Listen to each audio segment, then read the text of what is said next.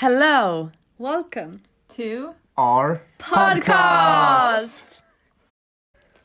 Today we're going to discuss neo-spiritual movements and pseudo-scientific phenomena. My name is Ella. and I'm Tia. Firstly, Tia and Ella are going to discuss mediums, and then later on, me and Christian are going to discuss Satanism.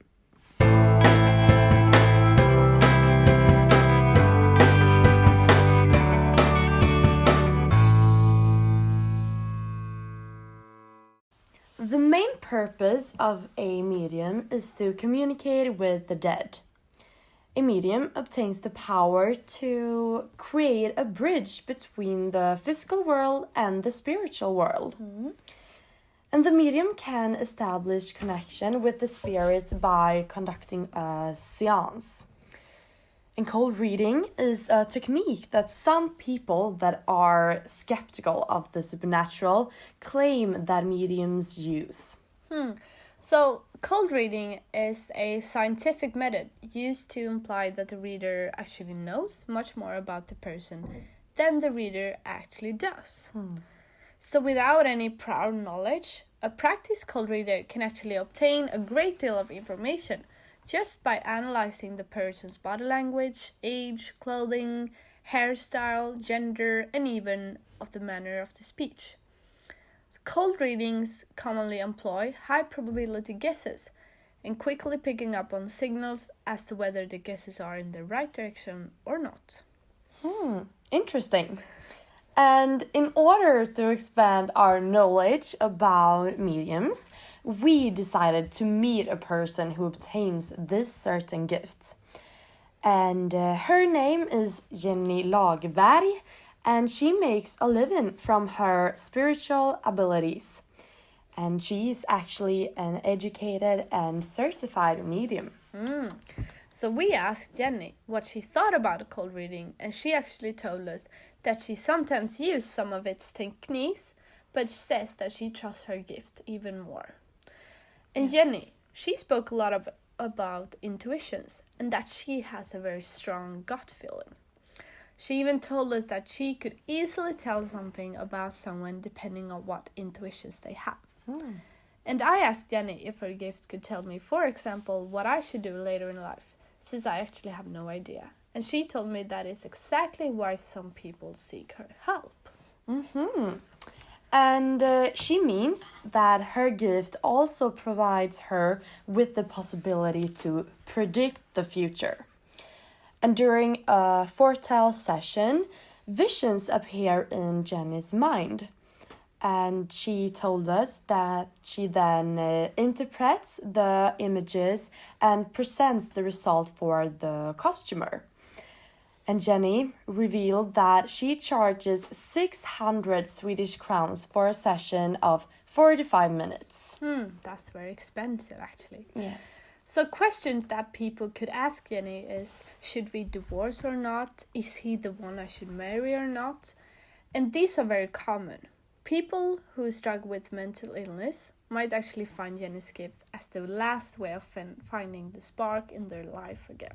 Yes. So Jenny, she told us that she could mediate with the help of lost relatives who then can be found in the spiritual world, and she could also predict a certain future in people's life. And if they are having a tough period, she will tell them it will become better. And for someone who's struggling with mental illness, of course, hearing this will certainly help. Yes, I agree. And she admits that there are people that practice this profession that consciously frauds their customers for personal benefits. And Jenny, on the other hand, ensures that her spiritual ability is authentic. And I believe that the credibility of mediums decreases due to the fact that the practitioners earn money on this. Money can be a motivating factor to declare that you obtain this ability. And I also believe that some mediums has a tremendous imagination and therefore persuades themselves into believing that their visions are real. Yeah. And Jenny means that she only interprets a vision that appears in her head, which can result in a false statement. And she admits that her divinations sometimes have turned out to be inaccurate. And she explains this with the fact that she's a regular human being who can commit mistakes. And this makes me insecure about the reliability of her gift, since this makes her expressions less trustworthy. I actually must say that I agree with you. Yeah. And when we spoke with Jenny, she told us that she actually has been able to help when someone's gone missing. And I found this very peculiar, since I've actually never heard of a medium helping a police investigating before. And she explained to us that she actually was able to find out where someone was only with a marked area as help. And I actually found this hard to believe, not only because she didn't provide us with any proof, but because of the fact that being able to mentally find someone without knowing the person is quite hard for me to believe. And even though I am skeptical, I still respect her profession, and I can understand the way she can help people who struggle with different things in their lives. Yes, I agree with you. And my belief is that it actually exists a spiritual world, but I find it very hard to believe that some chosen people are able to connect with this world on a regular basis. And I don't think that anyone are able to control supernatural activity, but I don't deny its existence. Yeah, but before we met Jenny, I had this idea of a crazy-looking old lady who would touch my arm and stare me in the eye. But the woman we met, she was just as ordinary as us. And I actually told my family about our meeting and what we spoke about, and my mom told her co-workers, and one of them have actually arranged a meeting with Jenny. Oh, really? Yeah, so it will be very, very interesting to hear what she has to say about it. Absolutely. So moving on to the next subject, we're going to be discussing Satanism. My name is Christian. My name's Rebecca. Now, to kick it off, there's two main kinds of Satanism, and they have a lot of diverse following, branching off from them. There is atheistic Satanism, which is also known as Levian Satanism, and they believe that Satan is not real, but is the most ideal and accurate symbol of reality and nature, and he is as well a symbol for fundamental human traits.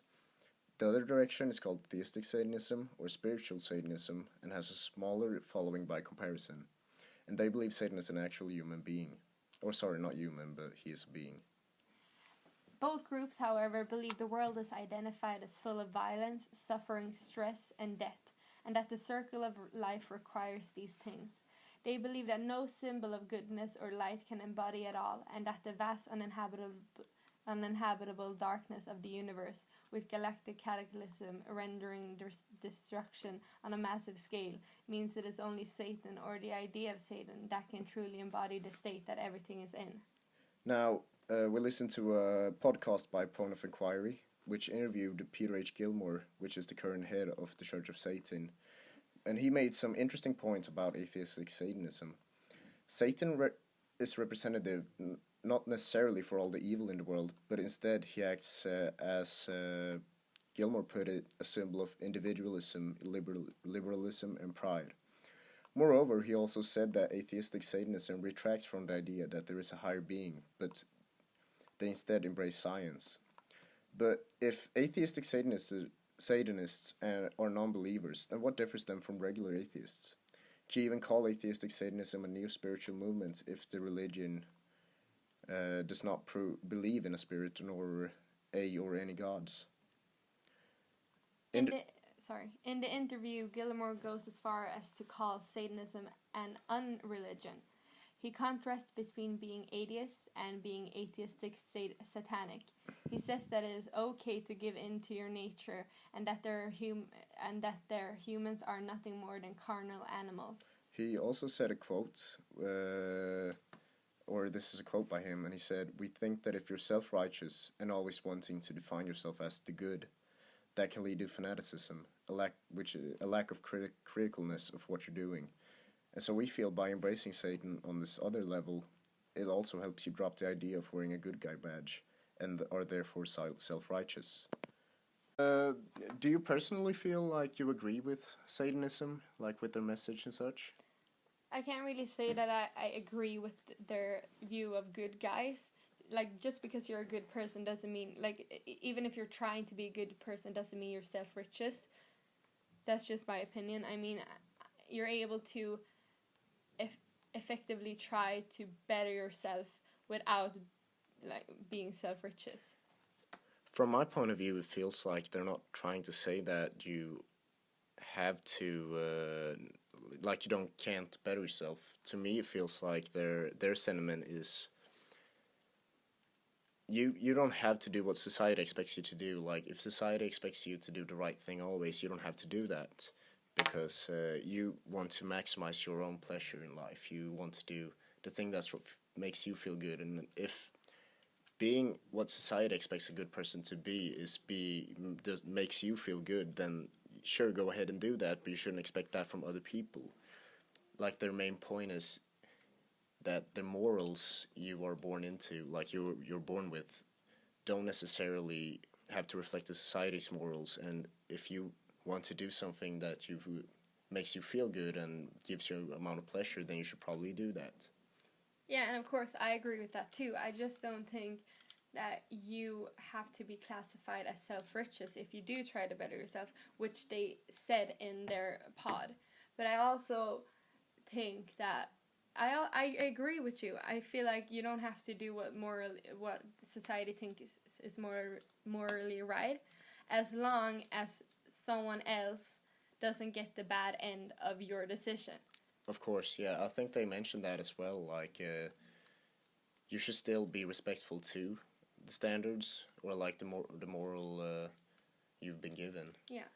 Or what society's contract expects you to do. Yeah. But I personally think Satanism is appealing to me because they stand for that, and it's not a lot of like neo-spiritual movements that does that, or any like spiritual movement, because most religions have rules of that you have to follow, like morally, or like what you should and shouldn't do. But Satanism embraces the idea of doing what you want to do, and there's nothing else telling you what to do and what not to do. Yeah, but I do feel like that the message they send out is that you're able to do whatever you want to do. Like, if you say it that way. And when it comes to that, I don't agree with it, because I think it sends the wrong message. I think people can do dangerous things because of that message.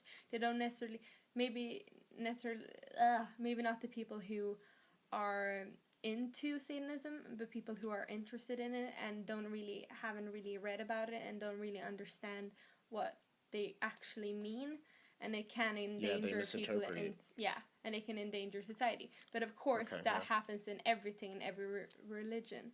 Yeah, I completely agree with that. Sure, but I can't really say that I believe that Satan is real, or that he is anything that you should believe in, or that the evils or whatever are what human traits are.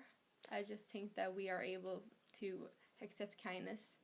Yeah, I agree with that part. I think that but I feel like they chose Satan to be their symbol because it goes against like what most of society has been taught, like what we've been teaching society to do. Yeah, God. Yeah, exactly. Like, there's a good for everything, but I feel like they disagree with that notion, and they don't believe everything has to be good. But I don't believe in that notion as well. I mean, I believe that you should sometimes just prioritize yourself and what you believe in, but that doesn't mean I have to. Even though you believe in that, doesn't make you interested in Satanism.